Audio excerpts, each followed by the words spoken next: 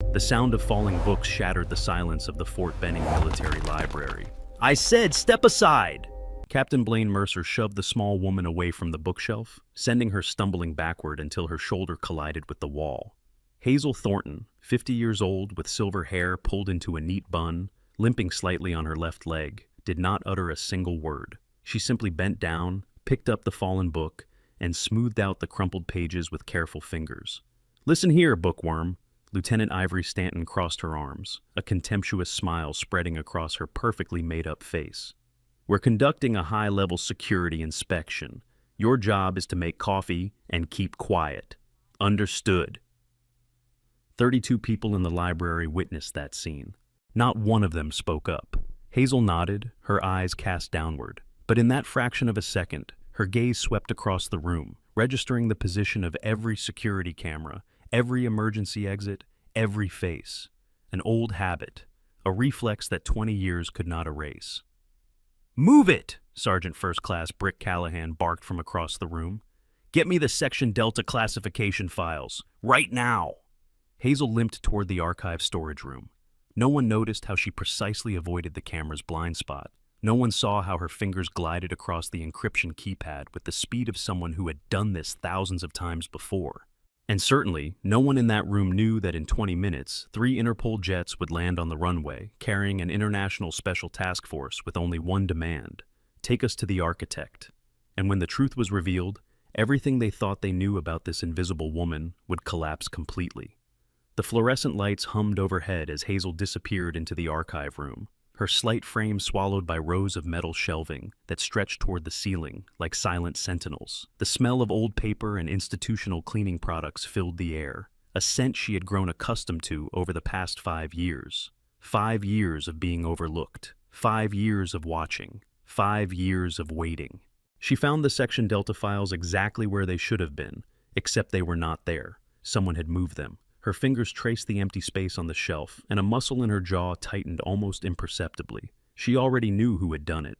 Fletcher Dunn, the civilian contractor with the expensive watch and the permanent smirk, had been playing these games for months, hiding files, misplacing documents, creating small inconveniences designed to make her look incompetent. What he did not realize was that every petty act of sabotage told her something about him, about his access, about his patterns, about his true purpose at Fort Benning. Hazel moved 3 shelves to the left, reached behind a stack of outdated training manuals from 1992, and pulled out the Section Delta files. 30 seconds. That was all it took to find what someone had tried to hide. When she emerged from the archive room, Fletcher Dunn was standing near the reference desk, pretending to examine a logistics report while watching her from the corner of his eye.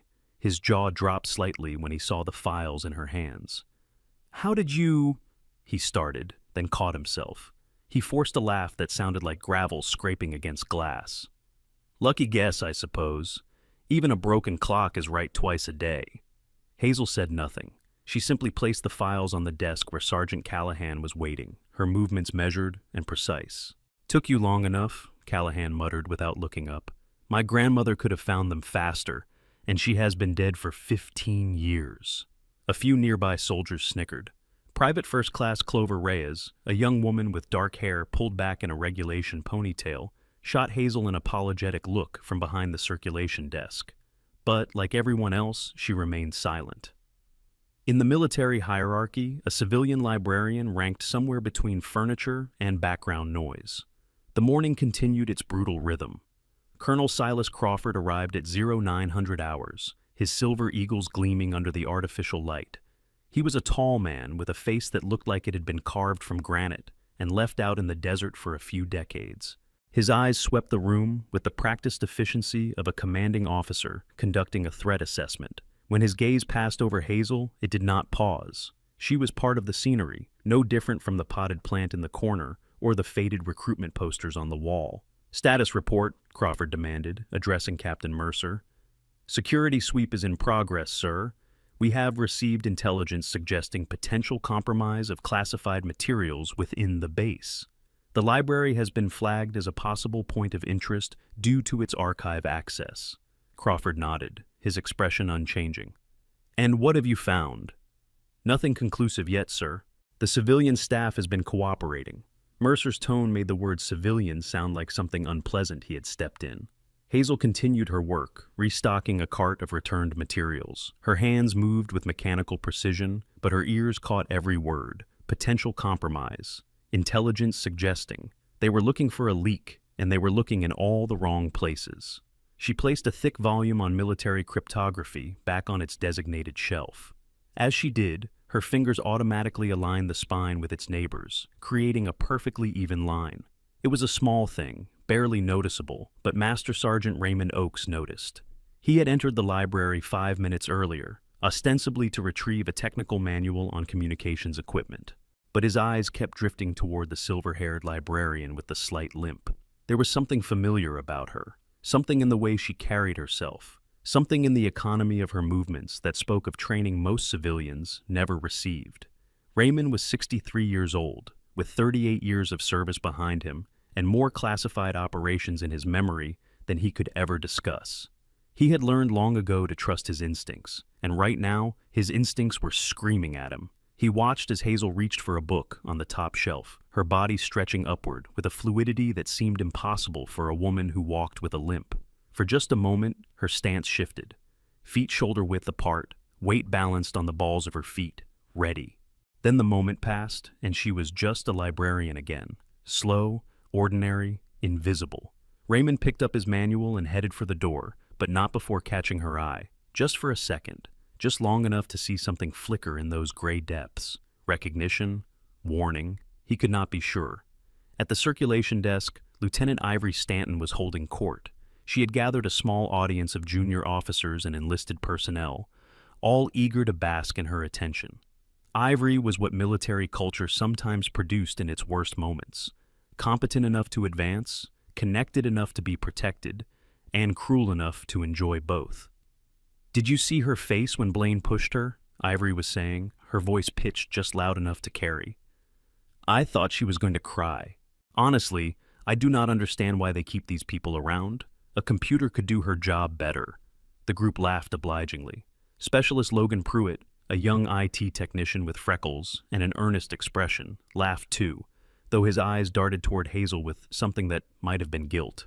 "You know what I heard?" Ivory continued, clearly enjoying her audience. "She used to work at some small-town library in Kansas before this. Probably got this job because she knew someone who knew someone. That is how these civilian contracts work." "Maybe she is secretly a spy," one of the junior officers joked. "Like in those movies, the quiet ones are always the dangerous ones." The group erupted in laughter again. Ivory wiped a tear from her eye, careful not to smudge her mascara. "Oh yes, I am sure the CIA is desperately recruiting librarians from Kansas. Quick, someone call Langley." Throughout it all, Hazel continued her work. She did not flinch, she did not react. She simply filed documents, organized shelves, and performed the 1,000 small tasks that kept the library functioning.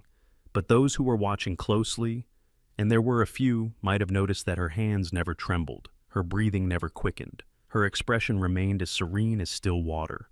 That kind of emotional control was not something you learned in library school. If you're fascinated by stories of hidden heroes and secret identities, make sure you're subscribed to our channel and hit that notification bell. We upload incredible military stories every single week, and trust me, you don't want to miss what's coming next. The journey of the Architect is just beginning, and the secrets she's hiding go deeper than anyone in that library could possibly imagine. Subscribe now and join our community of over 2 million viewers. The clock on the wall showed 10:30 when Captain Blaine Mercer decided to escalate his campaign of petty cruelty. "You there," he called out, snapping his fingers in Hazel's direction as if summoning a dog. "We need these files transported to Conference Room C on the 3rd floor. All of them." He gestured toward a stack of document boxes that must have weighed 50 pounds combined. The library had an elevator, of course, but Conference Room C was deliberately chosen because it required navigating a long corridor and 2 flights of stairs that the elevator did not service. Clover Reyes stepped forward. "Sir, I can help with that. It is a lot for one person to—" "Did I ask for your input, Private?" Mercer's voice cracked like a whip. "Return to your duties. The librarian can handle her own responsibilities. Unless she cannot, in which case we should discuss whether this position needs to be reconsidered. The threat hung in the air like smoke. Hazel looked at the boxes, then at Mercer, then at the boxes again. Without a word, she lifted the first one, adjusting her grip to distribute the weight evenly across her frame. Her left leg, the one that caused her limp, should have buckled under the strain. It did not. She made 3 trips up those stairs, carrying loads that would have challenged soldiers half her age. By the time she finished, she should have been red-faced and gasping for breath. Instead, she stood in conference room C, barely winded, arranging the documents on the table with the same methodical precision she applied to everything. Corporal Dahlia Marsh, Captain Mercer's assistant, had been sent to verify the delivery. She found herself staring at the older woman with something approaching confusion. "That was fast," Dahlia said slowly. "Are you not tired?" Hazel smiled, the expression not quite reaching her eyes. "I have good days and bad days. Today is a good day." It was a lie, of course. There was no such thing as good days and bad days when you had spent 18 months crawling through jungle terrain with 60 pounds of equipment on your back. There was only mission and recovery. Everything else was manageable. Dahlia continued to stare, her brow furrowed. Something did not add up about this woman. The limp suggested physical limitation, but what she had just witnessed suggested anything but. Before she could pursue the thought further, her radio crackled with a summons back to the main floor. The morning bled into afternoon, and the security sweep continued its methodical progression through the library's systems. Sergeant First Class Brick Callahan had taken personal charge of examining the archive access logs, convinced that if there was a security breach, it would be found in the paper trail. "Thornton," he called out, pronouncing her name like it was a particularly unpleasant medical condition. "Get over here." Hazel approached the workstation where Callahan was hunched over a computer monitor, his massive frame making the ergonomic chair look like dollhouse furniture. He had earned his nickname Tank, honestly, with shoulders that seemed to stretch on forever and hands that could probably crush a basketball. "Explain this." He jabbed a thick finger at the screen. "These access logs show someone entered the restricted archive at 0300 hours last Tuesday. Your employee ID." Hazel looked at the screen, her expression unchanged. "That is not possible. The restricted archive requires dual authentication. My ID alone would not grant access." "Are you saying the system is wrong?" "I am saying the system shows what someone wanted it to show. If you check the secondary verification logs, you will find no biometric confirmation for that entry. Someone spoofed my credentials." Callahan's eyes narrowed. For a moment, something flickered across his face. Not suspicion exactly, but something adjacent to it. How did a civilian librarian know about secondary verification logs? How did she understand the difference between credential spoofing and legitimate access? "And how exactly would you know that?" Hazel met his gaze steadily. "I read. It is literally my job." The answer was perfectly reasonable, perfectly unremarkable, and perfectly designed to shut down further inquiry. Callahan held her stare for a long moment, searching for something he could not quite name. Then he grunted and waved her away. "Get back to work, and stay where I can see you." As Hazel turned to leave, she allowed herself a small, private smile. The spoofed credentials were sloppy work. Amateur hour. Whoever was trying to frame her clearly did not understand that she had written the book on digital operational security. Literally. Though that book was classified at a level that would make most intelligence officers weep. The afternoon brought new challenges. Dr. Solomon Hartley arrived at 1400 hours, a slight man with wire-rimmed glasses and the perpetually distracted air of someone whose mind operated on a different frequency than everyone else. He was the base's senior cryptography specialist, brought in to assess the security of classified communications protocols. "I need access to the technical reference section," he announced to no one in particular, wandering into the library like a lost professor searching for his lecture hall. Specifically, anything related to quantum-resistant encryption frameworks. Lieutenant Ivory Stanton, who happened to be nearby, laughed out loud. "Good luck with that. I doubt our bookworm even knows what encryption means." But Hazel was already moving. "Third row, second shelf from the top. We have the complete IEE proceedings on post-quantum cryptography, the known NIST standardization documents, and a technical monograph on lattice-based key exchange protocols. Would you like me to pull them for you?" The silence that followed was almost musical. Dr. Hartley's eyebrows climbed toward his receding hairline. You know about lattice-based cryptography? I find the learning with errors problem particularly elegant, Hazel replied, her tone as casual as if she were discussing the weather.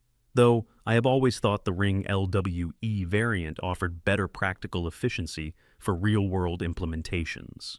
For a moment, something dangerous flickered in Ivory's eyes. The librarian had just made her look foolish, even if no one else fully understood how. Such things were not forgotten. Such things demanded retaliation. But Dr. Hartley was already following Hazel toward the technical section, bombarding her with questions about homomorphic encryption and zero-knowledge proofs. To his growing astonishment, she answered each one with the casual competence of someone who did not merely understand these concepts, but had practical experience implementing them. Remarkable, he murmured, almost to himself. Absolutely remarkable. Where did you study? Hazel shelved a misplaced volume without looking at it. Here and there, one picks things up. It was not an answer, and they both knew it. But Dr. Hartley had spent enough time in classified environments to recognize when someone was deflecting for a reason. He accepted the non-answer with a gracious nod and buried himself in the materials she had provided. The encounter did not go unnoticed. Chief Warrant Officer Otis Brennan, a Vietnam veteran with a face like cracked leather and eyes that had seen too much to be surprised by anything, sat in a reading alcove pretending to study a manual on vehicle maintenance. He had been watching the librarian since he arrived that morning, drawn by something he could not quite articulate. Now, watching her discuss advanced cryptography with the same ease that most people discussed breakfast, the pieces began to fall into place. He had seen that kind of competence before. Seen it in the deep jungles of Vietnam, in the mountain passes of Afghanistan, in a dozen classified locations that did not officially exist. It was the competence of someone who had been trained to do impossible things and had succeeded often enough that impossibility became routine. Otis closed his manual and approached Raymond Oakes, who was lingering near the periodicals section with a pretense of reading a magazine that fooled no one. You see it too, Otis said quietly. It was not a question. Raymond nodded slowly. Kabul, 2004. There was a woman, a different name, same eyes. You sure? I am never sure of anything, but my gut has kept me alive for 38 years. I am not about to stop listening to it now. The two old soldiers exchanged a look that contained entire conversations. Whatever was happening in this library, whatever secrets that woman was carrying, they would wait and watch, because in their experience, the truth always revealed itself. You just had to be patient enough to see it. The afternoon sun slanted through the library windows, casting long shadows across the reading tables. The security sweep was winding down, having produced nothing but frustration and dead ends. Colonel Crawford had retreated to his office to make phone calls. Captain Mercer was pacing the main floor like a caged animal, his earlier confidence giving way to visible agitation. This is ridiculous, he muttered to Sergeant Callahan. We have been here all day and found nothing. The intelligence must be wrong, or we are looking in the wrong place, Callahan replied, his eyes drifting toward Hazel, who was quietly processing a stack of return materials at the circulation desk. What, the librarian? Mercer laughed, but there was an edge to it. Come on, Brick. Look at her. She can barely walk without limping. You think she is some kind of secret agent? I do not think anything. I just notice things. And I have noticed that she knows more than she should about a lot of things that civilians do not usually know. Before Mercer could respond, the library doors burst open with enough force to rattle the windows. Staff Sergeant Archer Delgado, the library's security officer, stumbled in, his face pale beneath his tan. Captain, sir, you need to see this, now. The urgency in his voice cut through the ambient noise like a blade. Mercer and Callahan exchanged glances before following Delgado toward the windows that faced the airfield. What they saw defied comprehension. 3 jets were approaching Fort Benning's runway. Not military aircraft, though they bore official markings. These were executive jets, sleek and powerful, painted in the distinctive blue and silver of Interpol's International Task Force. What in the... Mercer breathed. The base's alarm system chose that moment to come alive, filling the air with the distinctive wail of a general lockdown. The library's emergency lights flickered on, bathing everything in harsh red. Colonel Crawford's voice crackled over the intercom. All personnel, this is not a drill. We are initiating lockdown protocols. Remain at your current locations until further notice. The library erupted into controlled chaos. Soldiers moved to secure exits. Civilian staff clustered near the center of the room, their faces reflecting confusion and fear. Through it all, Hazel Thornton remained at the circulation desk, calmly continuing to process returns as if 3 Interpol jets were not currently taxiing toward the main terminal. Clover Reyes appeared at her side, trembling slightly. What is happening? Is it a terrorist attack? Hazel glanced at the young woman, and for just a moment, something warm flickered in her gray eyes. No. If it were an attack, there would be fighters, not executive jets. This is something else. But what?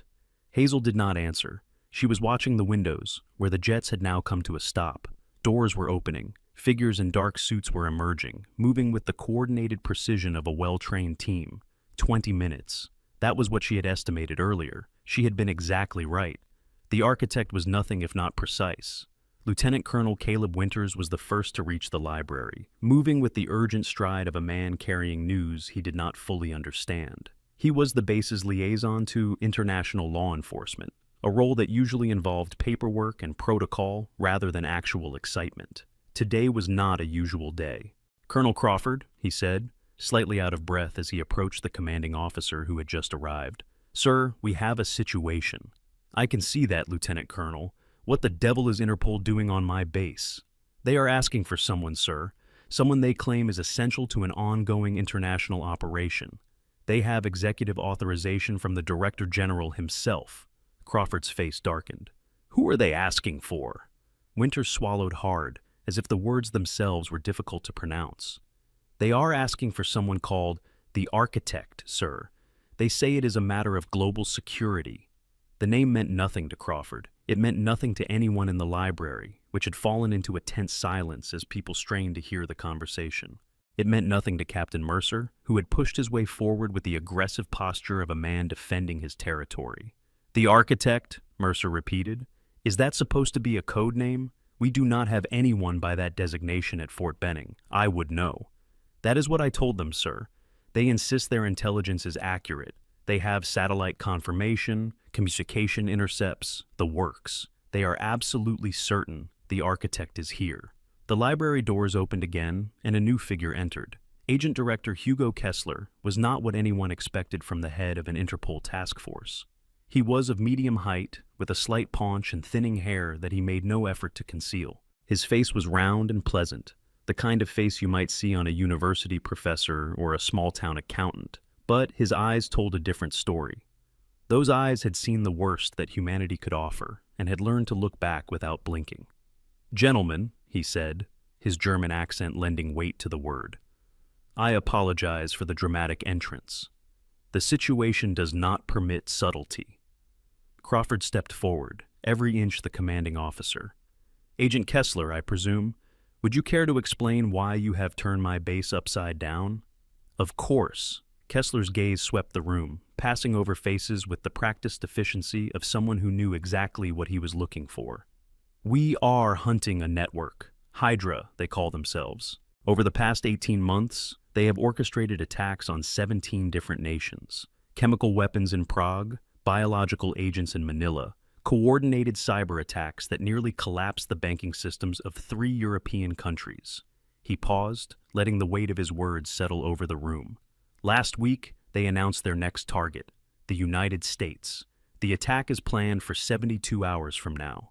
We do not know where. We do not know what form it will take. What we do know is that only one person has ever successfully penetrated Hydra's command structure. Only one person has the tactical brilliance and operational experience to help us stop them." "The Architect," Crawford said slowly. "Precisely. A legend in the intelligence community. The mind behind 17 successful counterterrorism operations spanning 2 decades. The person who wrote the playbook that most Western intelligence agencies still use today." Kessler's voice carried something close to reverence. "We have confirmed beyond any doubt that the Architect is currently at Fort Benning. We are asking, politely but firmly, for your cooperation in locating them." The silence that followed was absolute. Every eye in the room was wide. Every mind was racing through possibilities. Captain Mercer was the first to laugh. "This is a joke, right? Some kind of training exercise?" He turned to Colonel Crawford. "Sir, I know every officer on this base, every enlisted person, every contractor. There is no one, and I mean no one, who fits that description. Interpol has been fed bad intelligence." A woman's voice cut through the tension, calm and measured. "Perhaps you should check again." Agent Fern Castillo stepped forward from among the Interpol contingent. She was in her mid-30s, with dark hair pulled back and the kind of face that was beautiful in a severe, uncompromising way. Her eyes were fixed on a specific point in the room, on Hazel Thornton. "You," Fern said, her voice catching slightly. "It cannot be. You are supposed to be dead." Every head in the library swiveled toward the circulation desk, where the silver-haired librarian stood with a stack of books in her arms and an expression of mild curiosity on her face. Ivory Stanton burst out laughing. "Her? The architect is supposed to be her? The woman who makes our coffee and files our paperwork?" She turned to the Interpol agents with a look of theatrical disbelief. "I mean, look at her. She can barely walk. She probably thinks Hydra is a comic book villain."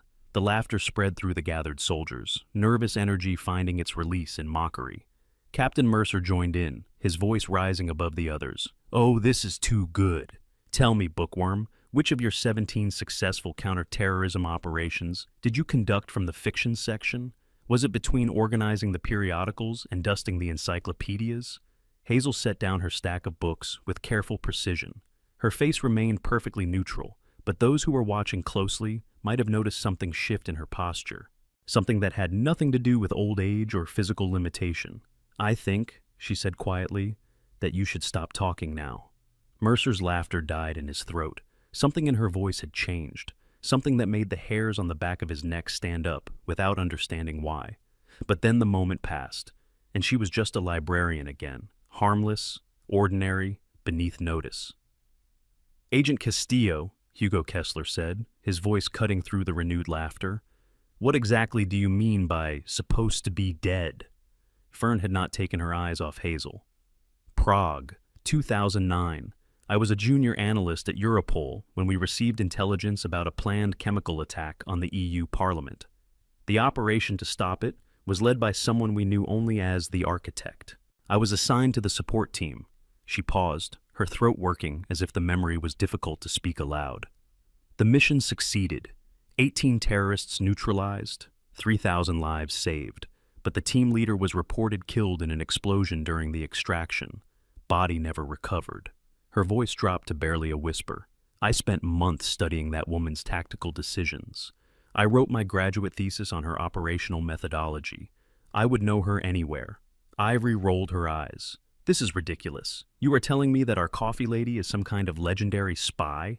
"Not a spy," Fern said. "Something more. Something no one has ever successfully defined. The Architect does not work for any single agency. She appears when she is needed, completes the impossible, and vanishes. We thought she was dead." "Apparently," Hazel said mildly, "reports of my death were somewhat exaggerated." The laughter stopped. No one was laughing now. The temperature in the library seemed to drop several degrees. Colonel Crawford stepped forward, his face a mask of controlled disbelief. "Is this true?" he demanded. "Are you actually claiming to be this architect?" Hazel tilted her head slightly, considering the question as if it were a mildly interesting academic problem. "I am claiming nothing. Agent Castillo is making an observation. Whether that observation is accurate is another matter entirely. That is not an answer." "No," Hazel agreed. "It is not." The standoff might have continued indefinitely if not for the security alert that suddenly blared from the base's communication system. Staff Sergeant Archer Delgado rushed to the nearest terminal, his fingers flying across the keyboard. "Sir, we have a breach in Sector 7. Someone is attempting to access the secure communication mainframe." Colonel Crawford's attention snapped to the immediate threat. "Lock it down. All personnel, defensive positions." The library erupted into controlled chaos as soldiers moved to secure the perimeter. Hazel remained where she was, apparently forgotten in the shuffle, but her eyes were tracking everything, every movement, every position, every potential point of failure. When the man emerged from the archive room, she saw him before anyone else. Cassian Volkov was 43 years old, former Spetsnaz, current mercenary, and longtime operative for various organizations whose names changed frequently but whose intentions remained constant. He had infiltrated Fort Benning 6 months ago under the identity of a civilian IT contractor, patiently gathering intelligence and waiting for his moment. This was not the moment he had planned, but adapting to circumstances was what had kept him alive for 2 decades. He had a tactical knife in his hand and a USB drive in his pocket containing enough classified data to compromise American military operations for the next decade. What he did not have was a clear path to the exit. Clover Reyes was in his way. The young private had been moving toward the emergency exit when Volkov emerged. She froze, her eyes going wide as she registered the knife and the cold determination in his eyes. "Move," Volkov said in accented English, "or do not. It makes no difference to me." Clover could not move. Fear had locked her joints, frozen her vocal cords. She stood like a deer in headlights, watching death approach with the casual stride of someone who had done this many times before. Volkov raised the knife. And then Hazel Thornton was there. She moved like water, like wind, like something that should not have been possible for a woman who walked with a visible limp. One moment she was at the circulation desk. The next she was between Volkov and Clover, her body positioned in a stance that every special operations soldier in the room recognized instantly. Volkov's eyes widened. He had done his homework on Fort Benning. He knew every potential threat, every person of interest, every possible complication. The librarian had not even registered on his radar. That was his first mistake. He slashed with the knife, a professional strike aimed at the throat. Hazel caught his wrist, redirected his momentum, and applied pressure to a nerve cluster that sent white-hot agony shooting up his arm. The knife clattered to the floor. Volkov tried to counter, throwing an elbow toward her head. She was not there. She had already moved, flowing around his attack like smoke, her fingers finding another pressure point that dropped him to his knees. The entire exchange took less than 3 seconds. 32 people watched in absolute silence as the silver-haired librarian held one of the world's most dangerous mercenaries in a submission hold that would require only a slight adjustment to become lethal. "The files on that drive," Hazel said, her voice still carrying that same mild conversational tone, "are protected by encryption that you have not broken. The access codes you think you obtained were planted 6 weeks ago. Every piece of intelligence you have collected has been deliberately fed to you." Volkov's face went pale. How could you?" "Because I designed the trap you walked into." Hazel applied slightly more pressure, drawing a gasp of pain. "Because I have been watching you since the day you arrived. Because I needed to know who you were reporting to, and now I do."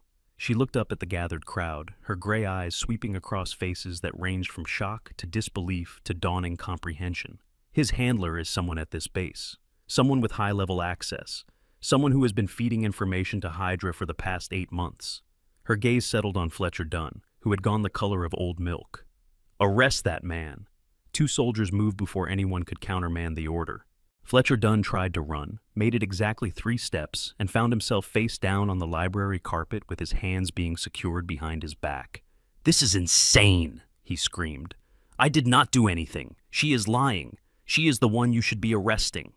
Hugo Kessler walked slowly toward Hazel, his expression unreadable. "You knew about Volkov." "Yes." "You knew about Dunn." "Yes." "You knew we were coming." Hazel finally released Volkov, letting him slump to the floor, where soldiers quickly moved to secure him. She straightened, brushing a strand of silver hair back from her face with a gesture that seemed almost casual.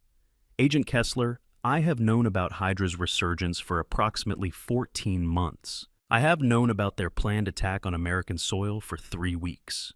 And I have known that you would eventually find your way here since the moment you received that anonymous intelligence package in Vienna."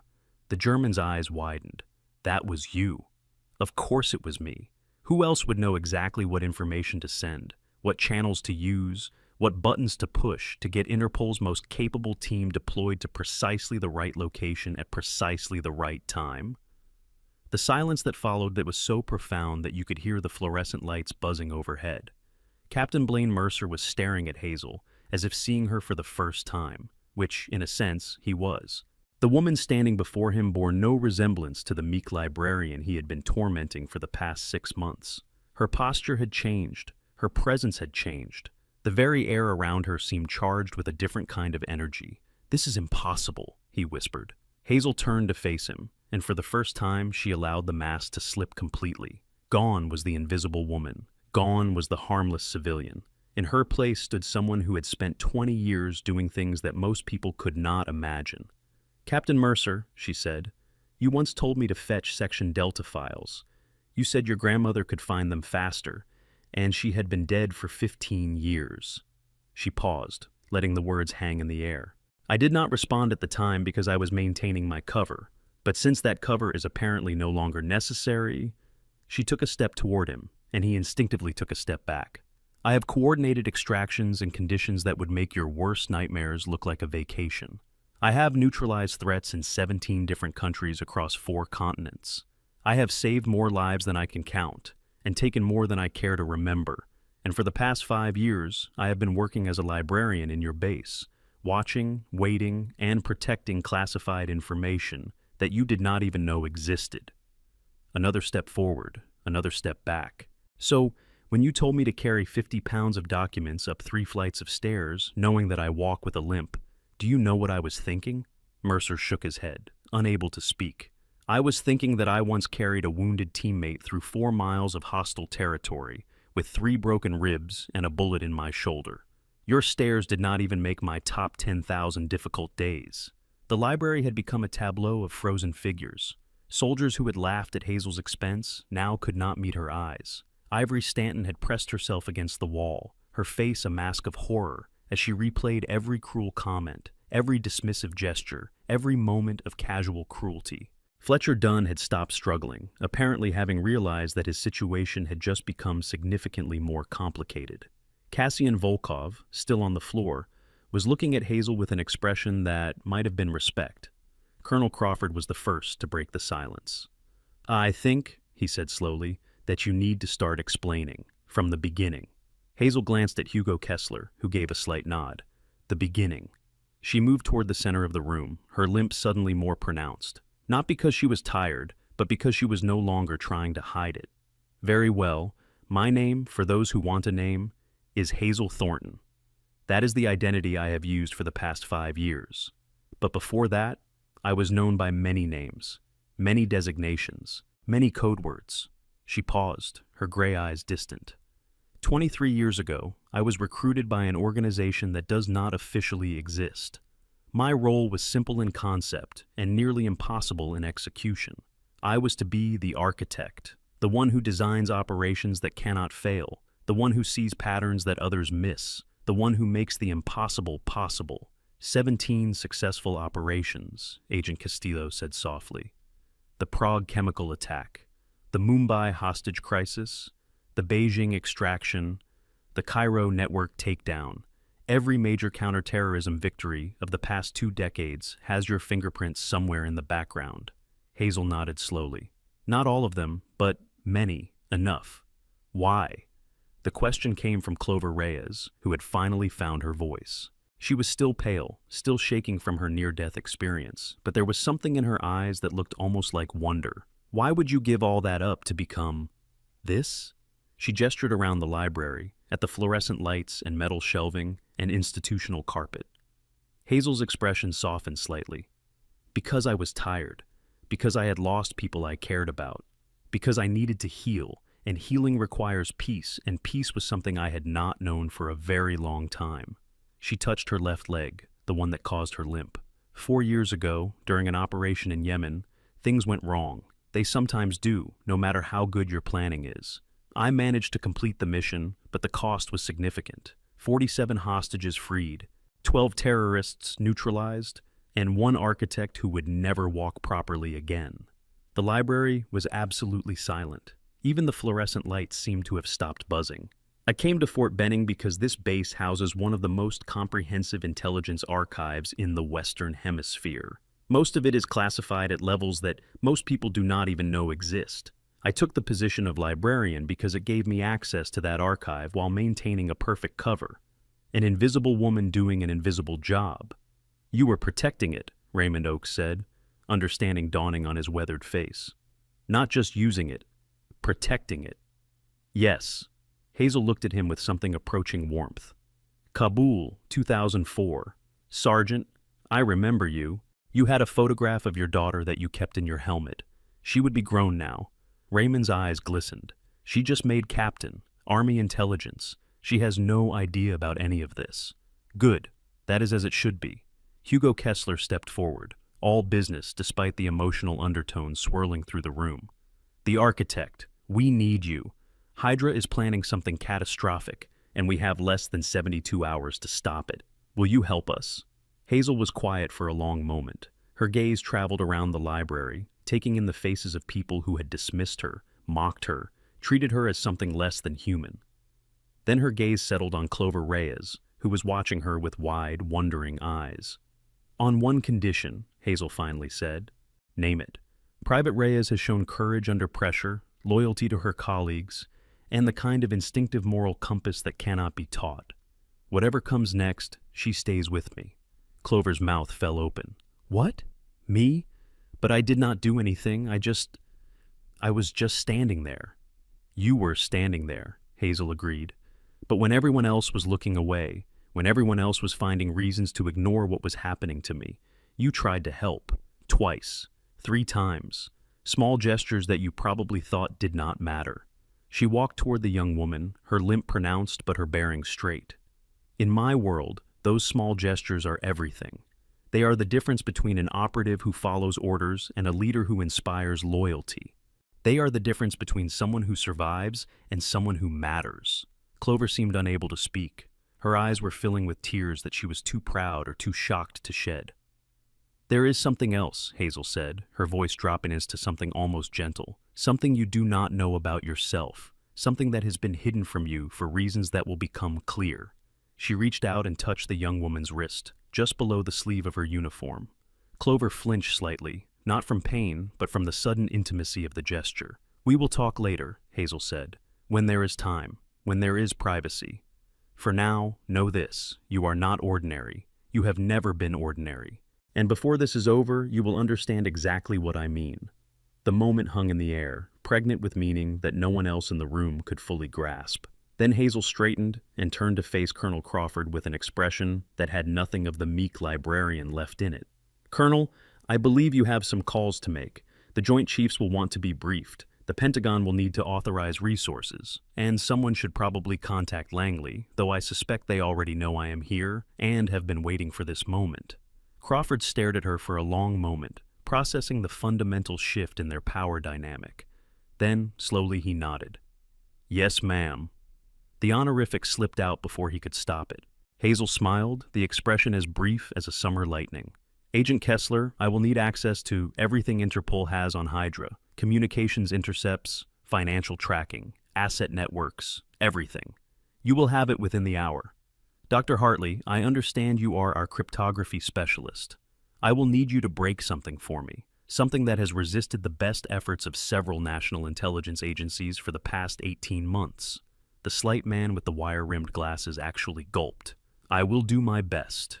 Your best had better be exceptional. The encryption in question is based on a variant of the Phantom Protocol. I should know. I designed it. The revelation hit Dr. Hartley like a physical blow. You wrote Phantom Protocol? That is the most sophisticated encryption framework in existence.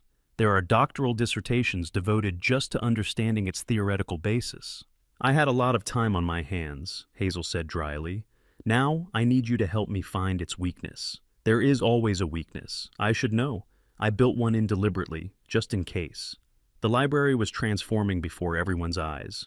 What had been a crime scene of sorts was becoming a command center. Hazel moved through the space with authority that seemed to bend reality around her, issuing orders that people rushed to obey. Tables were cleared and repurposed as workstations.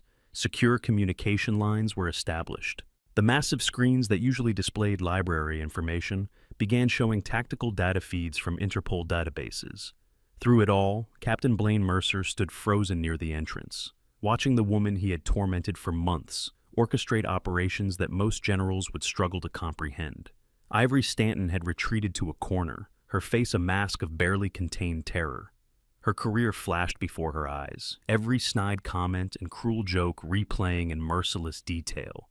The woman she had called Bookworm was coordinating international counterterrorism efforts. The woman she had dismissed as incapable of knowing what encryption meant was apparently the author of encryption protocols that stumped the world's best cryptographers. There would be consequences. There were always consequences. But for now, watching Hazel Thornton command the room with the natural authority of someone who had been doing this since before most of them were born, all Ivory could do was wonder how she had missed it. How had anyone missed it? The answer, when it came, was both obvious and humbling. They had not missed it because Hazel had hidden herself particularly well. They had missed it because they had not bothered to look. They had seen what they expected to see, a middle-aged woman with a limp and a quiet demeanor, and they had never questioned that assumption. They had looked right at one of the most capable people on the planet and seen nothing. And that, perhaps, was the most terrifying thing of all. As the hour grew late and the operation began to take shape, Hazel found herself standing at a window overlooking the airfield. The 3 Interpol jets sat on the tarmac like sleeping predators, their sleek forms illuminated by runway lights. Raymond Oakes approached, 2 cups of coffee in his hands. He offered one to her without speaking. "Thank you, Sergeant." "Just Raymond now. I retired, technically. They bring me back for consulting work. Once a soldier, always a soldier." Something like that. He sipped his coffee, standing beside her in comfortable silence. "Kabul feels like a lifetime ago. Several lifetimes.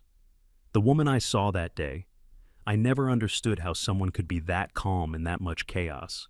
Bullets flying everywhere, half our team down, exfil 30 minutes out, and you move through it like you were taking a walk in the park." Hazel smiled faintly. "I was terrified. I have always been terrified. The trick is not eliminating fear. It is making friends with it, using it." "Is that something they teach?" "No. That is something you learn the hard way, if you survive long enough." They stood in silence for another moment, watching the lights of the base twinkle in the gathering darkness. "The young private," Raymond said finally. "Reyes. What is she to you?" Hazel was quiet for so long that Raymond thought she might not answer. When she finally spoke, her voice carried something he had never heard from her before: vulnerability. "Her mother was one of us. A different program, a different time, but the same purpose. She was killed during an operation in 2005. The details are classified, but what matters is that before she died, she asked me to watch over her daughter, to protect her until she was ready." "Ready for what?" Hazel turned to face him, her gray eyes holding depths that suddenly seemed fathomless. "Ready to learn who she really is. Ready to choose whether to follow in her mother's footsteps. Ready to understand that some legacies are written in blood and sacrifice and cannot be ignored." Raymond felt a chill run down his spine. "You are telling me that young woman is—" "I am telling you nothing, Raymond. Officially, unofficially. Watch her during the operation. See how she handles pressure. See what she becomes when the masks fall away." She turned back to the window, her reflection ghosting across the glass like a memory. "The Architect does not work alone. Not anymore. I have spent 5 years watching, teaching, preparing, not just protecting the archives, not just waiting for Hydra to make its move, but cultivating." "Cultivating what?" Hazel's smile was thin and sharp and full of secrets. "The next generation." The night had transformed Fort Benning's military library into something that resembled a war room more than a repository of books. Screens glowed with tactical data. Communication equipment hummed with encrypted traffic from 3 continents. And at the center of it all stood Hazel Thornton, no longer invisible, no longer dismissed, conducting operations with the practiced ease of someone who had done this more times than most people could count. The transformation in how people treated her was immediate and profound. Soldiers who had laughed at her expense now snapped to attention when she passed. Officers who had dismissed her as beneath notice now waited anxiously for her instructions. The shift was so complete, so absolute, that it created its own kind of dissonance in the minds of everyone who witnessed it. Colonel Crawford had returned from his calls to Washington with an expression that suggested he had just received a significant education in things he had not known existed. He approached Hazel with a deference that would have been unthinkable mere hours ago. "Ma'am, I have confirmation from the Joint Chiefs. You have been given full operational authority for this mission. Whatever resources you need, whatever personnel you require, it is yours." Hazel nodded, without looking up from the tactical display she was studying. Thank you, Colonel. I will need satellite coverage of the northeastern seaboard, real-time traffic analysis of all major communication nodes, and access to the SYN-SA's pattern recognition algorithms. Already in progress? Good. I will also need Captain Mercer and Lieutenant Stanton to remain on base. They are not to leave until this operation is concluded. Crawford hesitated. May I ask why? Now Hazel did look up, her gray eyes holding something that might have been amusement or might have been something colder. Because they have spent the past 6 months demonstrating exactly how not to assess potential threats. They looked directly at me every day and saw nothing. That kind of blindness is dangerous in an intelligence environment. Before this is over, they will learn to see properly, or they will learn why failing to see can be fatal.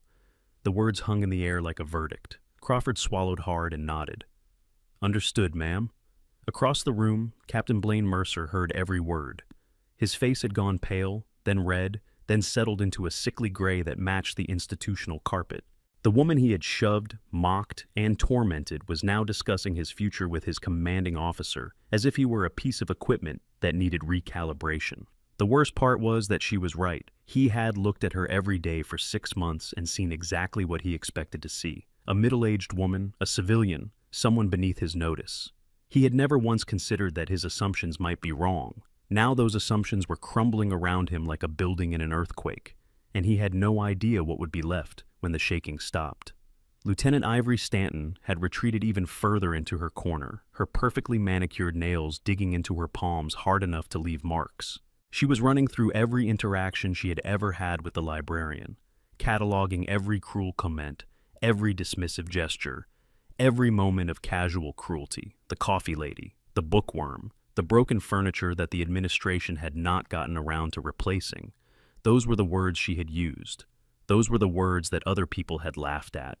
And now those words were going to follow her for the rest of her career, assuming she had a career left when this was over. Hugo Kessler approached Hazel with a tablet displaying communication intercepts. We have new intelligence. Hydra's command structure is more distributed than we initially believed. There are at least 7 cells operating independently, each with its own target. Hazel studied the data, her eyes moving across the screen with the speed of someone who could process information faster than most computers. No, not independently. Look at the timing of their communications. They are synchronized. Someone is coordinating them, but the coordination is hidden in the noise. She tapped several points on the display, highlighting patterns that no one else had noticed. Here, and here, and here. These are not random. They are using a rotating cipher based on astronomical data. Specifically, the position of certain satellites at specific times. Dr. Solomon Hartley leaned in, his eyes widening behind his wire-rimmed glasses. That is remarkably elegant. The satellite positions would be publicly available data, but the specific combination would be nearly impossible to predict without knowing which satellites to track. Nearly impossible, Hazel agreed. But not actually impossible. My guide designed a similar system 15 years ago for a different purpose. The principles are the same. She turned to Kessler. I need access to the orbital tracking data for every commercial and government satellite in geostationary orbit over Europe and North America. And I need it cross-referenced with every communication we have intercepted from Hydra in the past 6 months. That is an enormous amount of data. Then we had better start now. The hours that followed were a masterclass in operational coordination. Hazel worked with a focus that seemed almost inhuman, pulling together threads of intelligence that had been floating in various databases for months, weaving them into a picture that gradually became clearer. Clover Reyes found herself assigned as Hazel's personal aide, a role that consisted mostly of fetching coffee, running messages, and watching in amazement as the older woman dismantled one of the most sophisticated terrorist networks in the world. How do you do it? Clover asked during a brief lull in activity. How do you see things that everyone else misses? Hazel paused in her work, considering the question. I do not see things that others miss. I see things that others choose not to see because seeing them would be uncomfortable. I do not understand. Consider your own experience here. You knew something was wrong with how I was being treated. You tried to help multiple times, but everyone around you was participating in the mockery, so you doubted your own instincts. You told yourself that you must be wrong, because how could everyone else be so mistaken? Clover nodded slowly. I thought maybe I was being too sensitive. You were being exactly sensitive enough. The others were not being sensitive at all. They saw what they expected to see, and they never questioned whether their expectations might be flawed. Hazel returned to her work, her fingers flying across the keyboard. Intelligence work is mostly about questioning expectations, about asking what if everything I believe is wrong. Most people find that question too frightening to ask. But you ask it. Every day, every hour, every minute. Hazel glanced at the young woman with something approaching warmth. It is exhausting, it is lonely, and it is absolutely necessary. The clock on the wall showed 0300 hours when the breakthrough came. Dr. Hartley let out a sound that was somewhere between a gasp and a whoop, his professional demeanor cracking under the weight of discovery. I found it! The weakness in the cipher! You were right. There is a mathematical backdoor hidden in the 7th iteration of the key generation algorithm. Hazel was at his side in an instant, her limp apparently forgotten in her urgency. She studied the data on his screen, her eyes narrowing as she traced the implications. Yes, that is exactly what I built in. I never thought anyone would actually need to use it. You really did design this, did you not? The entire Phantom Protocol. I spent 3 years trying to understand its theoretical basis, and you just created it. I had help, and I had motivation. Her voice carried something that might have been regret. When you spend enough time in the shadows, you start to understand that every tool you create will eventually be used against you. So you build in safeguards, in escape routes, ways to turn your own weapons off if they fall into the wrong hands. She straightened, her expression hardening into something that reminded everyone in the room why they were here. Dr. Hartley, I need you to use this backdoor to decrypt every communication Hydra has sent in the past 72 hours. Agent Kessler, prepare your team for deployment. We now know where the attacks are planned, and we have less than 12 hours to stop them. The room erupted into controlled chaos as people rushed to fulfill their assignments. Hazel stood at the center of it all, calm and focused, the eye of a hurricane that was about to make landfall. Raymond Oakes approached her with a fresh cup of coffee. You knew this would happen. When you designed the protocol, you knew someone would eventually use it for something like this. I suspected. In this business, you learn to plan for the worst case. And building in a backdoor that only you could use. Hazel took the coffee, wrapping her hands around the warm cup. Insurance, the kind that takes 15 years to pay off, apparently. What happens after this, after Hydra is stopped? She was quiet for a long moment, her gray eyes distant. That depends on many things, on how the operation goes, on what we find when we start pulling at threads, on choices that have not been made yet. That is not really an answer. No, Hazel agreed. It is not.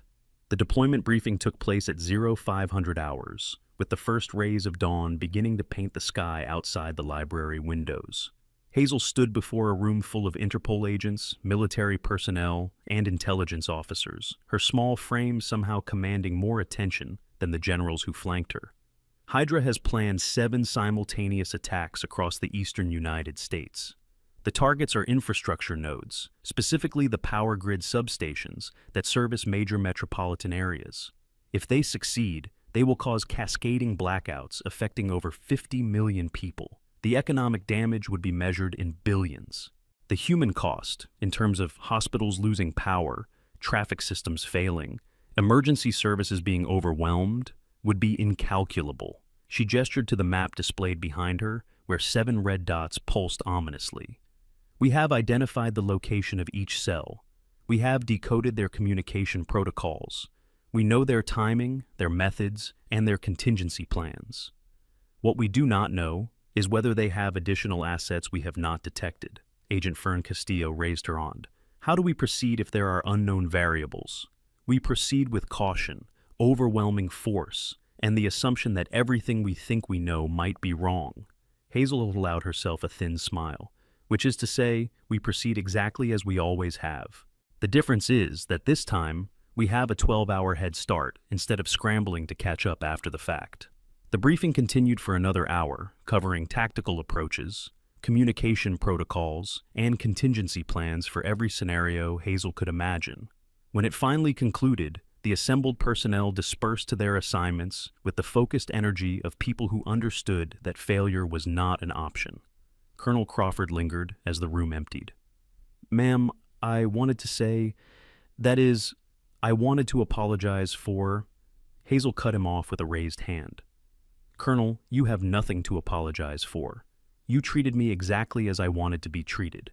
Invisibility was my cover, and you helped maintain it by not looking too closely. But the others, Mercer, Stanton, the things they said, were cruel and unnecessary, yes, but they were also instructive. They showed me who in this base had character and who merely had rank." Her gaze drifted toward the corner, where Clover Reyes was organizing documents. "Some lessons can only be learned through observation." Crawford followed her gaze, understanding dawning on his weathered face. "You were testing us, all of us, this whole time. Not testing exactly, observing. There is a difference." Hazel turned back to face him. "Colonel, in my experience, the true measure of a person is not how they treat their superiors or their equals. It is how they treat those they perceive as beneath them, those they think cannot fight back, those they believe do not matter." She paused, letting the words settle. "You were dismissive of me, yes, but you were never cruel. You never went out of your way to make my life difficult. In the hierarchy of sins, that places you significantly above some of your subordinates." Crawford absorbed this with the expression of a man who was learning things about himself that he was not entirely comfortable knowing. "What will happen to them, Mercer and Stanton? That depends on them, on whether they can learn from this experience or whether their pride will prevent them from growing." Hazel's expression softened slightly. "I am not in the business of destroying careers, Colonel. I am in the business of saving lives. Sometimes that requires harsh lessons. Sometimes those lessons are harder for the students than they are for the teacher." She turned to leave, then paused at the door. "But, for the record, Colonel, if either of them ever treats another person the way they treated me, I will know about it, and the consequences will be significantly more severe than a damaged ego." The morning sun was fully risen by the time Hazel found herself alone in a small office adjacent to the library. She had claimed it as a temporary command post, and now she sat in the worn leather chair, allowing herself a moment of stillness before the storm.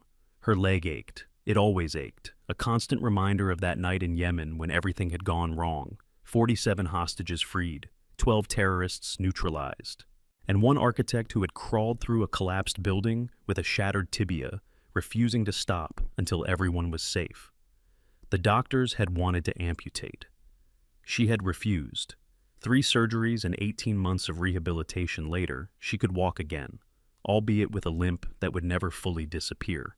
A small price, she had always told herself, for the lives that had been saved. But there were other costs that did not show on medical reports. The faces of the people she had lost over the years. The operations that had succeeded but felt like failures because someone had not come home. The weight of secrets that could never be shared. Decisions that could never be explained. Sacrifices that would never be acknowledged. 23 years.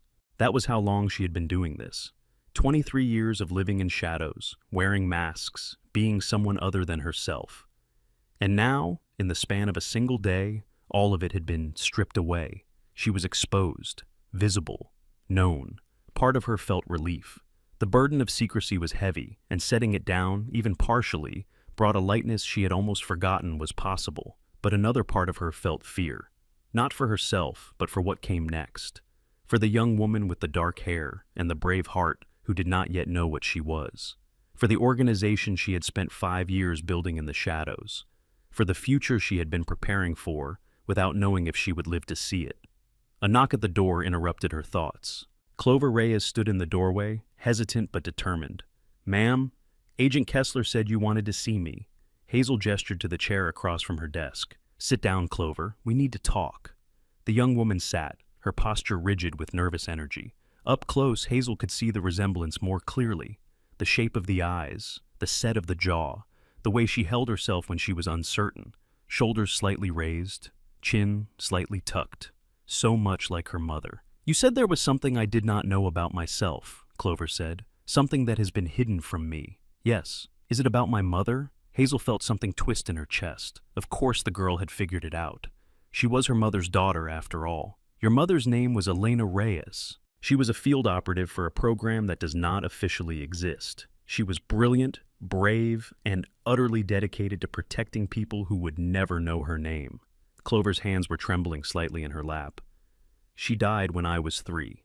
A car accident, they told me. My grandmother raised me. It was not a car accident. Hazel's voice was gentle but firm. Your mother was killed during an operation in Colombia. She had infiltrated a cartel that was planning to smuggle chemical weapons into the United States. She succeeded in stopping them, but the extraction went wrong, and she did not make it out. Tears were streaming down Clover's face now, silent and steady. Why was I never told? Because the truth would have put you in danger. The cartel had long memories and deep pockets. If they had known that Elena had a daughter, they would have come for you. So, we created a different story. A car accident, a clean ending that left no loose threads. We? Hazel reached across the desk and took the young woman's hands in her own. I was your mother's handler, her mentor, her friend. When she knew she was not going to make it out of Colombia, she made me promise to watch over you, to protect you until you were ready.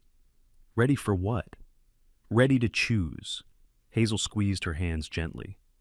Your mother never wanted this life for you. She wanted you to have a normal existence, free from the shadows and the secrets and the constant danger. But she also knew that sometimes the choice is not ours to make. Sometimes the world comes for us whether we want it to or not. Clover pulled her hands back, wiping her eyes with her sleeve. Is that why you were at Fort Benning? To watch me? Partly. I was also here to protect the intelligence archives, as I said. But yes, being close to you was part of my mission. Watching you grow. Seeing what kind of person you would become, waiting to see if you had inherited your mother's gifts. And have I? Hazel smiled, the expression carrying both pride and sorrow. You tried to help me when everyone else was looking away. You faced a man with a knife and did not run. You asked questions when others were content with easy answers. She paused. Yes, Clover, you have your mother's gifts. Whether you choose to use them is entirely up to you. The young woman was quiet for a long moment, processing everything she had just learned. Her entire understanding of her own history was shifting, rearranging itself into a new pattern. The tattoo, she finally said, on my wrist. I have had it since I was a baby. My grandmother said it was a birthmark, but I always knew it was not. Hazel's expression flickered with something unreadable. Show me. Clover pushed back her sleeve, revealing a small mark on the inside of her wrist. It was subtle, easily mistaken for a birthmark or a scar, but to trained eyes, the pattern was unmistakable. A chess piece, a queen, surrounded by a circle of 13 stars, the same symbol that Hazel carried on her own shoulder. Your mother had one too, Hazel said softly. All of us do. It marks us as part of something larger, something that has existed, in one form or another, for longer than most people realize. What is it? A promise, a commitment, a reminder that some battles are too important to fight alone. Hazel stood, moving to the window where the morning light was streaming in. Your mother called it the sisterhood. Though that name is not quite accurate, there are men among us too. What we share is not gender but purpose. She turned to face Clover, her gray eyes holding depths that suddenly seemed ancient. For 23 years, I have been the architect, the one who designs, the one who plans. But I am not immortal, Clover. I am not indestructible. Someday, someone else will need to take my place. Understanding dawned on Clover's face. You want me to? I want nothing except for you to make your own choice, with full knowledge of what that choice means. If you decide to walk away, to live a normal life, I will support that decision. I will ensure that you are protected and that no one from our world ever troubles you. And if I decide to stay? Hazel's smile was thin and sharp and full of promise. Then your training begins today. The operation to neutralize Hydra unfolded over the next 8 hours with the precision of a Swiss watch. 7 teams, 7 targets, 7 synchronized strikes that dismantled the terrorist network before it could execute its planned attacks. Hazel coordinated everything from the library command center, her voice calm and steady, as she guided assets across 3 time zones. She anticipated problems before they materialized, adjusted tactics on the fly, and maintained situational awareness that seemed almost supernatural in its scope. By 1400 hours, it was over. All 7 cells had been neutralized. 43 terrorists were in custody. The planned attacks had been prevented before a single civilian was harmed. The cost had been minimal. 3 Interpol agents with minor injuries, 1 American soldier with a broken arm from a fall during the breach. No fatalities. It was, by any measure, a complete success. But Hazel knew better than to celebrate. Complete successes were rare in her world, and when they happened, they usually meant you had missed something. "The communications we intercepted," she said to Hugo Kessler, who was coordinating the post-operation cleanup. "Have your analysts finished reviewing them?" "Mostly. Why?" "There was a reference in one of the early intercepts. A code name I did not recognize. Phoenix." Kessler frowned, pulling up the relevant data on his tablet. "Yes, here it is.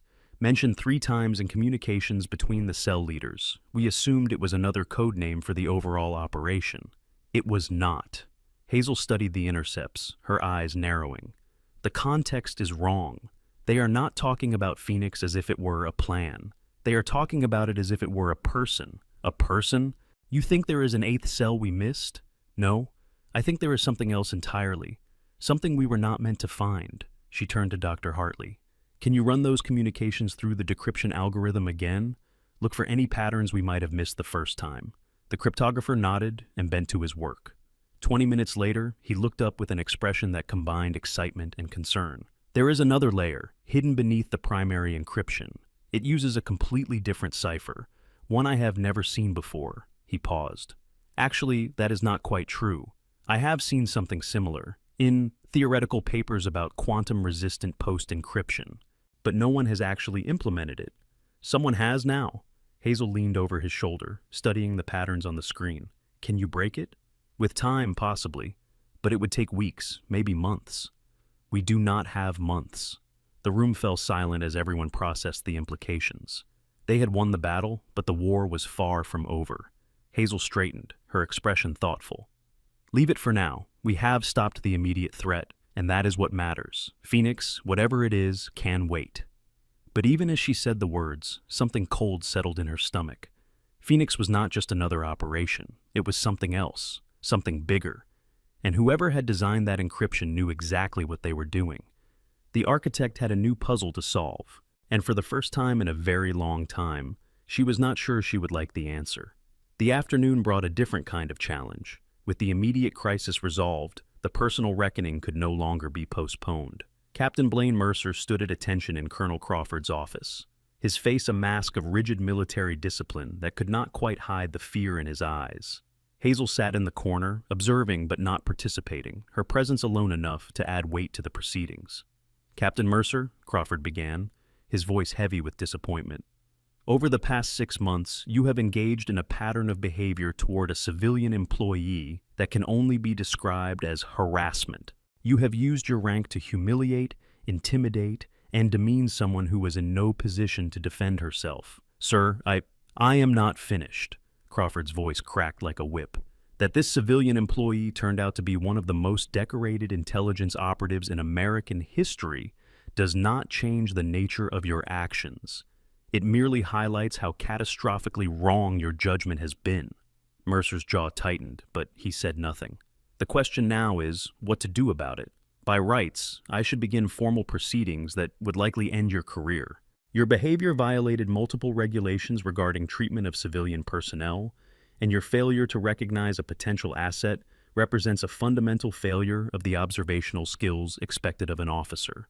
The silence stretched like a wire about to snap. "However," Crawford continued, "I have been advised that there may be value in a different approach, one that focuses on correction rather than punishment." Mercer's eyes flickered toward Hazel, who remained perfectly still in her corner. "Ma'am," Crawford said, addressing her directly, "you indicated that you had thoughts on this matter." Hazel rose from her chair and approached Mercer, stopping when she was close enough to see the sweat beading on his forehead. "Captain Mercer, why did you treat me the way you did?" The question seemed to catch him off guard. I do not... Be honest, this is not a trap.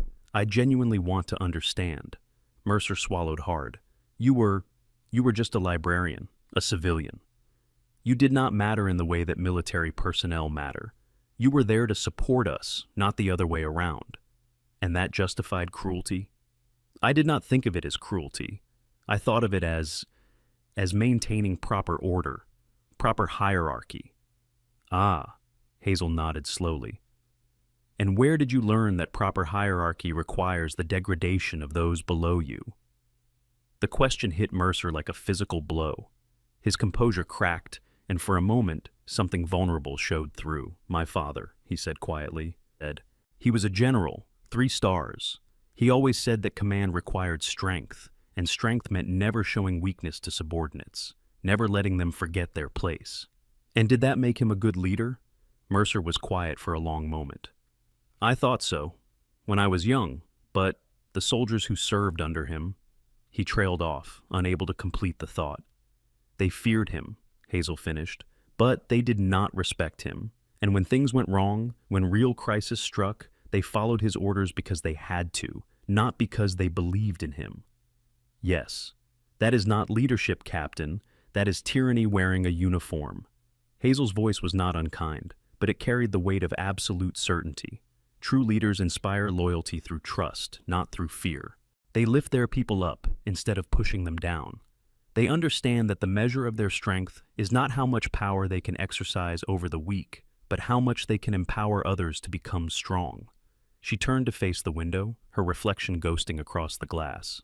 I am giving you a choice, Captain Mercer. You can accept formal disciplinary proceedings, which will likely end your military career. Or you can accept a different kind of punishment, one that is, in many ways, much harder. What kind of punishment?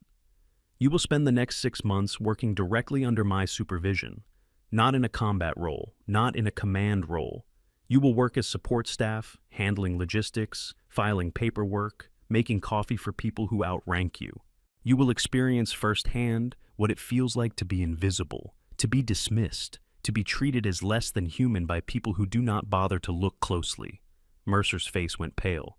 That would be humiliating? Yes. Difficult? Absolutely. But at the end of those 6 months, you will understand something that your father never taught you. You will understand what it means to serve, not to command, not to control, but to serve. She turned back to face him, her gray eyes holding something that might have been compassion. The choice is yours, Captain. Destruction or transformation. Which will it be? The silence stretched for what felt like an eternity. Then, slowly, Mercer nodded.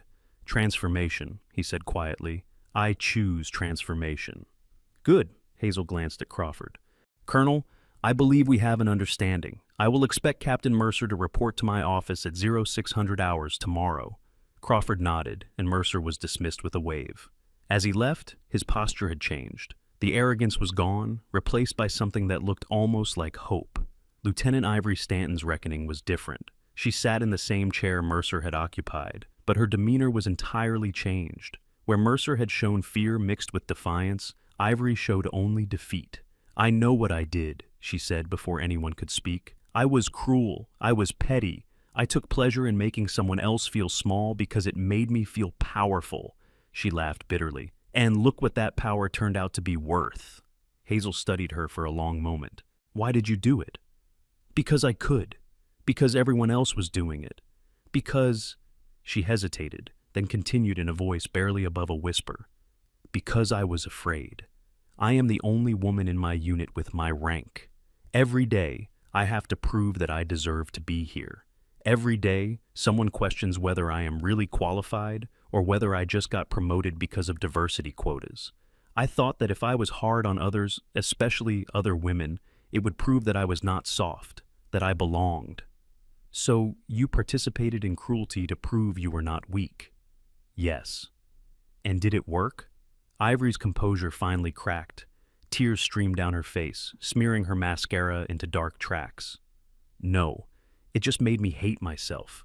Every time I said something cruel, I felt worse. But I could not stop. It was like a drug. The more I did it, the more I needed to do it. Hazel sighed, and for the first time, something like sympathy crossed her face. Lieutenant Stanton, I'm going to tell you something that I suspect no one has ever told you. Your fear of being seen as weak is not unique. Every woman in a male-dominated field feels it. The difference is in how we respond to that fear. She leaned forward, her voice intense. Some women respond by becoming harder than any man around them, by crushing anyone who might make them look soft by comparison, by building walls so high that no one can ever see the vulnerability inside. That is what I did. Yes, and it is a trap. Because the harder you become, the more isolated you feel. The more isolated you feel, the harder you have to become. It is a cycle that ends only in bitterness and loneliness. Ivory wiped her eyes with the back of her hand. What is the alternative? The alternative is to be strong enough to be kind, to understand that true power does not require cruelty, to lead by example rather than by intimidation. Hazel smiled faintly. It is much harder than being cruel. It requires courage that most people do not have. Do I have it? I do not know. That is something you will have to discover for yourself. Hazel stood. Unlike Captain Mercer, I am not offering you a choice. Your actions did not stem from learned behavior that can be unlearned. They stemmed from fear, and fear can only be conquered by facing it. What does that mean? It means that you are being reassigned to a joint task force operating in a forward deployment zone. You will be working alongside soldiers from multiple nations, many of whom will question your competence, your qualifications, and your right to be there. You will have to prove yourself through performance, not through politics. Ivory's face went white. That sounds like punishment. It is. But it is also an opportunity. If you survive the experience with your integrity intact, you will emerge stronger than you ever imagined. If you revert to old patterns, if you try to build yourself up by tearing others down, you will fail. And in a forward deployment zone, failure has consequences far more severe than a damaged career. The lieutenant was silent for a long moment, processing her fate. Then, slowly, she nodded. I understand. Good. Dismissed. The rest of the afternoon was consumed by the endless administrative tasks that followed any major operation. Reports to be filed, debriefings to be conducted, prisoners to be processed and transferred to appropriate detention facilities. Through it all, Hazel worked with tireless efficiency. Handling each task with the same attention to detail she applied to tactical planning. The library staff, who had spent months watching her perform menial tasks, now watched her coordinate international law enforcement efforts with equal facility. By 1900 hours, the worst of it was over. The Hydra cells had been fully neutralized. The intelligence gathered from their communications was being analyzed by agencies across 3 continents, and Fort Benning was slowly returning to something approaching normal operations. Hazel found a quiet moment to step outside, breathing in the cool evening air. The sky was painted in shades of orange and purple, the kind of sunset that made you believe, just for a moment, that the world was beautiful despite everything. Raymond Oakes joined her, his footsteps crunching on the gravel walkway. Quite a day. One of many. What happens now? To you, I mean. Your cover is blown. The whole world knows who you are. Hazel considered the question. The whole world knows one of my identities. There are others. You would just disappear after everything? Not disappear exactly. Transform. The architect was never meant to be a permanent role. It was always supposed to be passed on eventually to someone younger, someone who could carry the burden when I no longer could. The Reyes girl. Perhaps, if she chooses to accept it, if she proves capable. Hazel smiled faintly. Or perhaps someone else entirely. The future has a way of surprising us. They stood in comfortable silence, watching the colors fade from the sky. Then Raymond spoke again, his voice carrying something close to wonder. I have seen a lot of things in 38 years of service. I thought nothing could surprise me anymore. But today what? Today I watched a librarian take down an international terrorist network from the reference section. I watched a woman who had been mocked and dismissed reveal herself to be one of the most capable people I have ever encountered. I watched cruelty meet consequence and arrogance meet humility. He shook his head slowly. If someone had told me yesterday that this would happen, I would have said they were insane. The world is stranger than most people realize, Hazel said, and the people in it are capable of far more than they are usually asked to demonstrate. Most go their entire lives without ever discovering what they could become if circumstances demanded it. Is that what happened to you? Circumstances demanded? Something like that. Her voice carried the weight of memories too heavy to share. A long time ago, someone saw something in me that I did not see in myself. They gave me an opportunity, a choice, a chance to become more than I was. I took it, and everything that followed grew from that single moment. Do you regret it? Hazel was quiet for a long moment, considering the question with the seriousness it deserved. I regret specific decisions, specific failures, people I lost who might have been saved if I had been smarter, faster, better. But the path itself? She shook her head. No, the path was mine, and I walked it as well as I could. That is all anyone can do. The sun had fully set now, and stars were beginning to appear in the darkening sky. Somewhere on the base, a bugle played taps, the mournful notes carrying across the evening air. I should get back, Hazel said. There is still work to be done. There is always work to be done. True. She paused at the door, looking back at the old soldier who had been one of the few to notice her when no one else was paying attention. Thank you, Raymond, for seeing. Thank you for being worth seeing. She smiled, and for a moment she looked almost young. Then the moment passed, and the architect vanished back into the library, back to the work that never ended, back to the shadows where she had always been most comfortable. The following morning brought a different kind of gathering. The library had been restored to its normal function, but a small group had assembled in the reading area near the windows. Hazel stood at the center, flanked by Hugo Kessler and General Priscilla Harding, who had arrived from the Pentagon overnight. The assembled personnel included Colonel Crawford, the remaining members of the Interpol task force, and a selection of soldiers and civilians who had been specifically invited.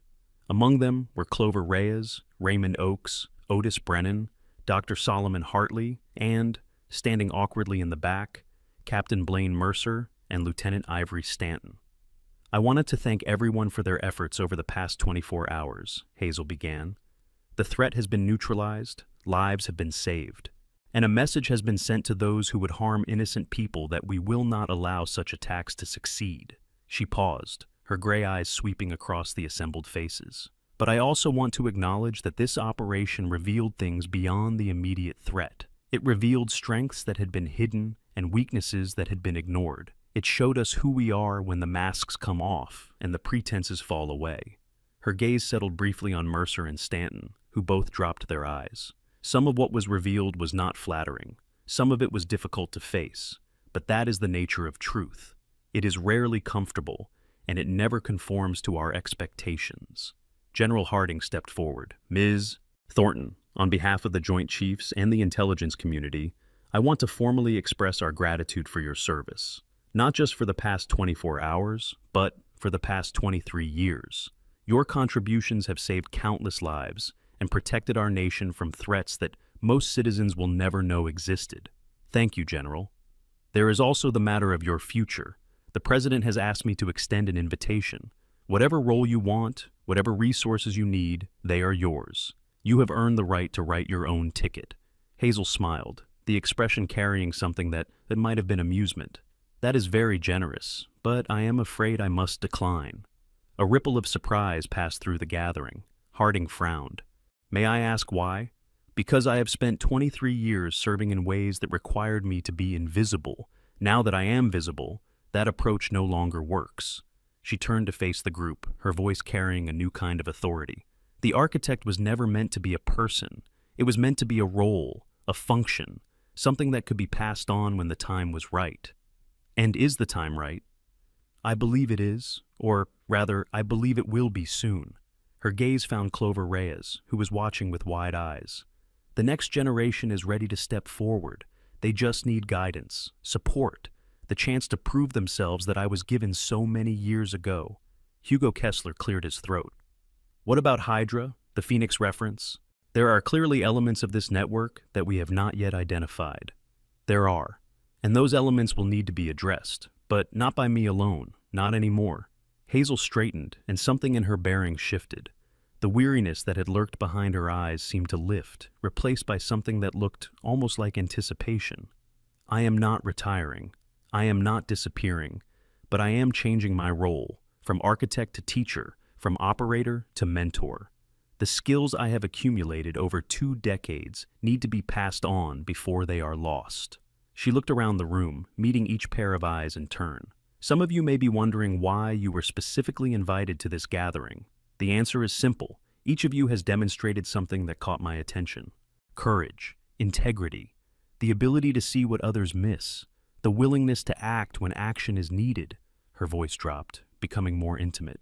I am building something new, a program that will train the next generation of operatives, Not for any single agency, not for any single nation, but for the protection of those who cannot protect themselves. I am looking for people who want to be part of that." The silence that followed was profound. Then Raymond Oakes spoke. "Count me in." "And me," said Otis Brennan. "I would be honored," Dr. Hartley added. One by one, voices joined the chorus. Hugo Kessler, Fern Castillo, even Colonel Crawford, who admitted that he was probably too old for field work, but would be happy to provide administrative support. When the chorus subsided, Clover Reyes stepped forward. Her voice was steady, though her hands trembled slightly at her sides. "What about me?" Hazel smiled, and the expression transformed her face. "What about you, Private Reyes? Are you ready to learn who you really are?" Clover took a deep breath. "I think I have been ready my whole life. I just did not know what I was waiting for." "Then your training begins today." The gathering dispersed slowly, people drifting away in small groups, discussing what they had just witnessed and what it might mean for their futures. Hazel remained by the window, watching the sun climb higher in the sky. Clover approached her, hesitant but determined. "There is something I need to know." "Yes?" "My mother. You said she died in Colombia, but the way you talk about her, the way you look at me sometimes." She paused, gathering courage. "Was there more between you? Were you more than just her handler?" Hazel was quiet for a long moment.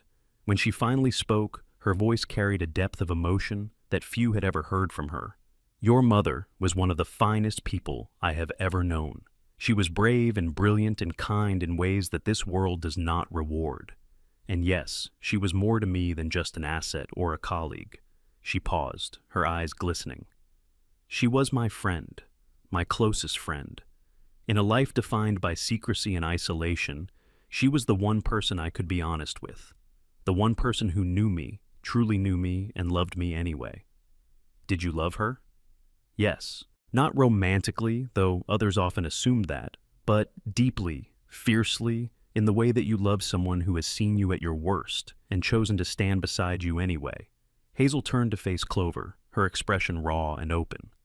"When she died, a part of me died with her, the part that believed I could have normal connections, normal relationships, a normal life.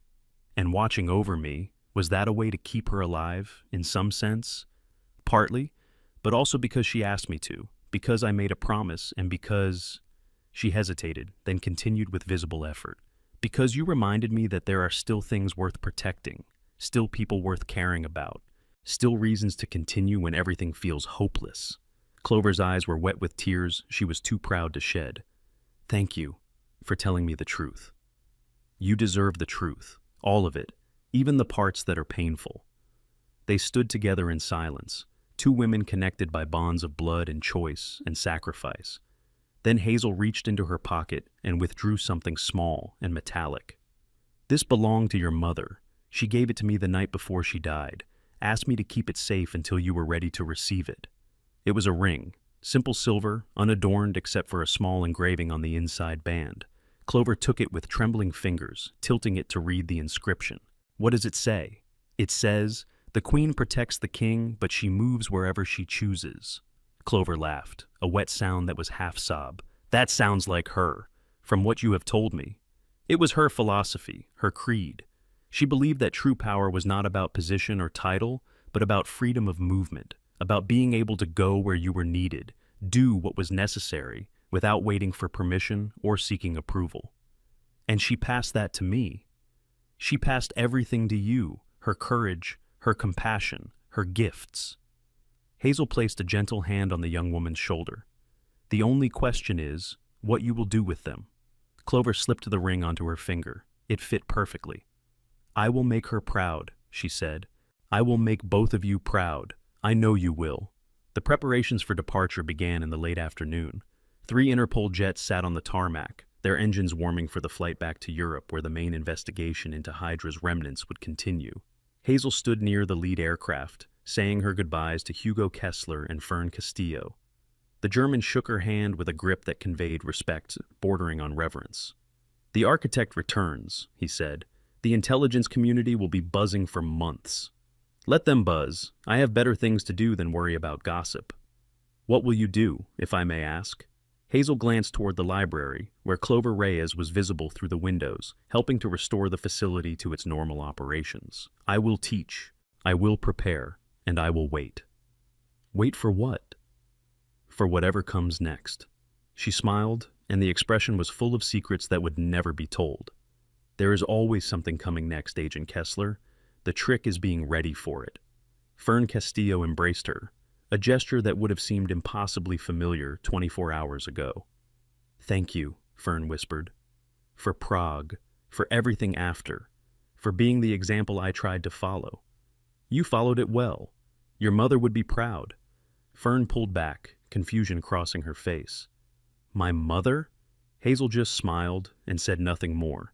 Some revelations, she had learned, needed to unfold in their own time. The jets took off as the sun began its descent toward the horizon, climbing into a sky that was painted in shades of gold and crimson. Hazel watched them go, feeling the weight of another chapter closing. Then she turned and walked back toward the library, her limp more pronounced than usual after the exertions of the past day, but her steps were sure, her bearing straight, and her eyes held something that had not been there 24 hours ago. Hope. Inside the library, the restoration was nearly complete. Books had been returned to their proper shelves. Workstations had been cleared of tactical equipment. The only evidence of what had transpired was a slight rearrangement of the furniture and a new energy that seemed to vibrate in the air. Hazel paused at the circulation desk, running her fingers along the familiar surface. For 5 years, this had been her domain, her cover, her sanctuary. Now it would be something else. Her phone vibrated in her pocket. She withdrew it, glancing at the screen. A single message, encrypted at levels that should have been impossible to penetrate. Phoenix has awakened, awaiting instructions.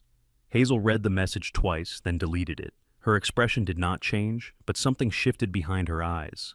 Something that spoke of knowledge too dangerous to share, and plans too complex to explain. She looked up to find Clover watching her, a question in the young woman's eyes. Is everything all right? Everything is changing, Hazel replied, which is another way of saying everything is exactly as it should be. She pocketed the phone and crossed to where Clover was standing. The young woman had changed out of her uniform and into civilian clothes, looking somehow older and younger at the same time. There is something you need to know, Hazel said quietly. Something I have been preparing for without knowing if I would live to see it. What is it? Hazel reached out and took Clover's hands in her own, turning them so that the small tattoo on the young woman's wrist was visible. This mark that you carry. It is not just a symbol, it is a key. A key to something that has been waiting for you since before you were born. A key to what? Hazel's smile was thin and sharp and full of secrets. To everything, my dear. To absolutely everything. The library doors opened and Raymond Oakes entered, his expression urgent. We just received word from Washington. There is a situation developing. They are asking for you. Hazel nodded, unsurprised. Of course they are. There is always another situation. She released Clover's hands and straightened her shoulders, preparing to face whatever came next. But before she walked away, she leaned in close and whispered something that only the young woman could hear. Your mother did not die in Colombia. Not completely. Part of her survives. Part of her has been waiting. And when you are ready, truly ready, I will take you to her. Clover's face went pale. What? What does that mean? But Hazel was already moving, already slipping back into the role she had played for so long. The invisible woman, the architect of impossible operations, the ghost who moved through the shadows and left miracles in her wake. At the door, she paused and looked back. Her gray eyes met Clover's across the length of the library, and in that gaze was a promise and a warning, and a love as deep as anything the young woman had ever known. The architect never retires, Hazel said, her voice carrying clearly through the quiet space. We just change shifts. Then she was gone, disappearing into the Georgia evening, leaving behind more questions than answers and a future that shimmered with possibility. Clover stood alone in the library, the ring on her finger catching the last light of the dying sun. Outside, the world continued its endless turning. Soldiers trained, officers commanded, lives unfolded in patterns both ordinary and extraordinary. But here, in this place where books held secrets and librarians carried the weight of nations, something new was beginning, something that would change everything. The Queen protects the King, the inscription read, but she moves wherever she chooses. Clover smiled.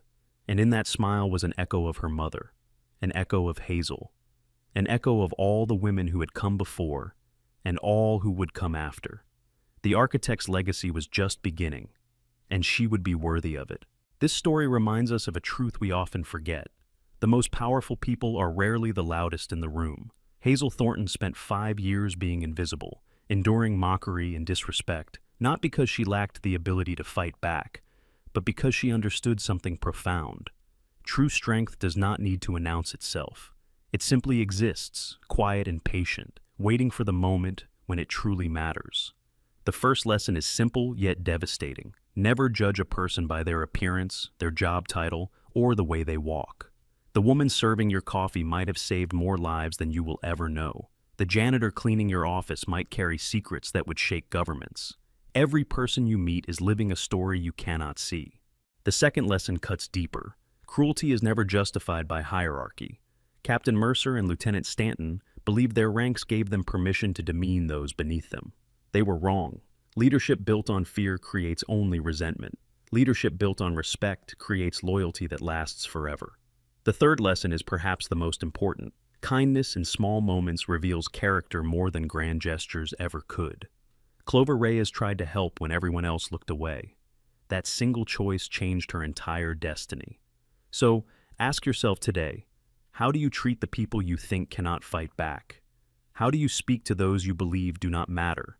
Because someone is always watching, and sometimes that someone is exactly the person you underestimated. Subscribe now and share this story with someone who needs to hear it, because respect costs nothing, but disrespect can cost everything.